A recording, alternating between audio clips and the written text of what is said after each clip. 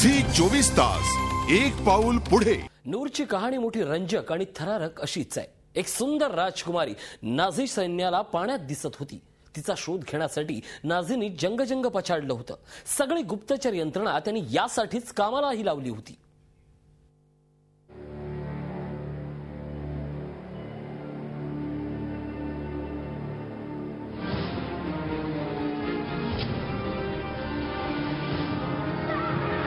September 1944 डकाऊ छळ छावणी Germany. दुसऱ्या महायुद्धाच्या शेवटच्या टप्प्यात डकाऊ छळ छावणीत एक अत्यंत सुंदर राजकुमारी अक्षरशः हाडांचा सापळा बनली होती। तिचे हातपाय लोखंडी साखळदंडात जखडण्यात आले होते। कडेकोट पहाऱ्यातून तिनं 2 वेळा पळून जाण्याचा प्रयत्न केला होता। त्यामुळे जर्मन लोकांसाठी ती धोकादायक ठरली होती। तिच्या धाडसी स्वभावामुळेच जर्मन लोकांनी तिच्यावर जराही दया दाखवली नाही आणि सप्टेंबर 1944 रोजी तिला डकाऊ छळ छावणीत गोळी घालून ठार करण्यात आलं।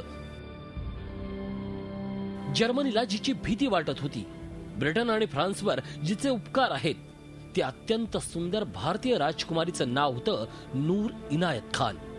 भारतातील ब्रिटिशांच्या सत्तेला आव्हान देणाऱ्या नूरनं नाझींच्या क्रौर्याविरोधात ब्रिटिशांसाठी हेरगिरी केली। शौर्य आणि चातुर्यामुळे जॉर्ज क्रॉस हा ब्रिटनमधील सर्वोच्च नागरी सन्मान तिला प्रदान करण्यात आला।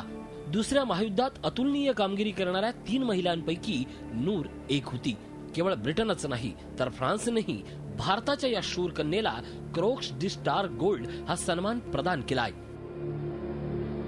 जर्मनच्या छळ छावणीत जेव्हा नूरला गोळी मारली गेली तेव्हा ती अवघ्या 30 वर्षांची होती। पण एवढ्या कमी वयातही तिनं खूप मोठी कामगिरी केली आहे।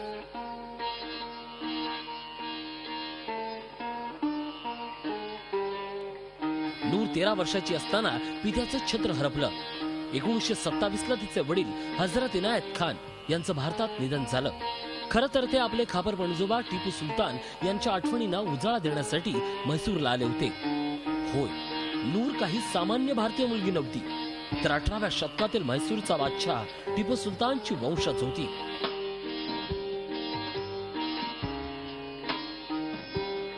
एकेकाळी टिपू सुलताननं ब्रिटिशांना सळो की पळो करून सोडलं होतं। दुसऱ्या महायुद्धात नूरनं जे शौर्य गाजवलंय त्याचा वारसा तिला टिपू सुलतानकडूनच मिळाला होता आणि याच कारणामुळे इंग्रजांसाठी हेरगिरी करूनही नूरनं भारतातील इंग्रजांच्या सत्तेला खुलेआमपणे विरोध केला होता। जेव्हा नूरची ब्रिटनच्या हवाई दलात सहाय्यक म्हणून निवड झाली तेव्हा मुलाखती दरम्यान तिने जे काही सांगितलं ते ऐकून मुलाखत घेणारा अधिकारी चकित झाला होता। दुसरं महायुद्ध संपल्यानंतर मी भारतात जाऊन ब्रिटिशांविरोधात स्वातंत्र्याच्या लढाईत सहभागी होईन। नूरच्या या हिमतीमुळेच तिला नाझींच्या ताब्यात असलेल्या फ्रान्समध्ये हेरगिरी करण्यासाठी तिला पाठवण्यात आलं होतं। महायुद्धाला आज 67 वर्ष उलटून गेल्यानंतर लंडनमध्ये नूरच्या स्मरणार्थ एक स्मारक बनवण्यात आलंय। ज्या ठिकाणी नूरनं आपल्या आयुष्यातील सर्वाधिक काळ घालवला तिथं हे स्मारक उभारण्यात आलंय। झी 24 ताससाठी ब्युरो रिपोर्ट, मुंबई। झी 24 तास एक पाऊल पुढे।